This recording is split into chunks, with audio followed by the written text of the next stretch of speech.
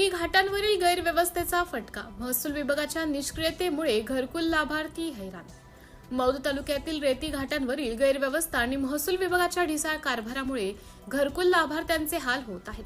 शासनाने स्पष्ट निर्देश देऊनही घाटांवर मूलभूत नियमांचं पालन होत नसल्याचं चित्र समोर येत असून तर संबंधित यंत्रणा मात्र बघ्याची भूमिका घेत असल्याची तीव्र नाराजी नागरिकांमध्ये आहे.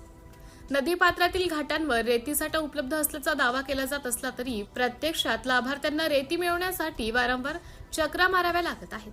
अनेक ठिकाणी ट्रॅक्टरवर GPS प्रणाली बसवलेली नाही तर CCTV कॅमेरेही कार्यान्वित नसल्याने संपूर्ण प्रक्रिया संशयाच्या भोवऱ्यात सापडली आहे.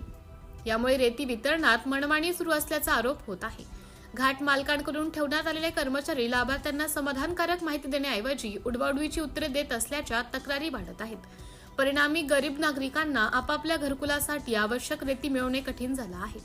घरे मंजूर झाली पण बांधायची कशी असा संतप्त सवाल लाभार्थी उपस्थित करत आहेत. सर्वात गंभीर बाब म्हणजे या प्रकाराकडे महसूल विभागाने जाणीवपूर्वक दुर्लक्ष केल्याचा आरोप नागरिक करत आहेत.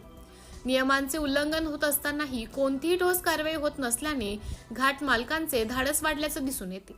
घरकुल योजना राबवताना लाभार्थ्यांना मूलभूत साहित्यच मिळत नसेल तर शासनाच्या धोरणांचा काय उपयोग असा प्रश्न निर्माण झाला आहे. त्यामुळे महसूल विभागाने तात्काळ हस्तक्षेप करून रेती घाटांवरील अनियमितता रोखावी, दोषींवर कडक कारवाई करावी आणि घरकुल लाभार्थ्यांना त्वरित रेती उपलब्ध करून द्यावी अशी जोरदार मागणी नागरिकांकडून केली जात आहे. सिटी इंडिया न्यूज साठी प्रतिनिधी जिल्हा उपसंपादक अनिल ढोलवार, नागपूर.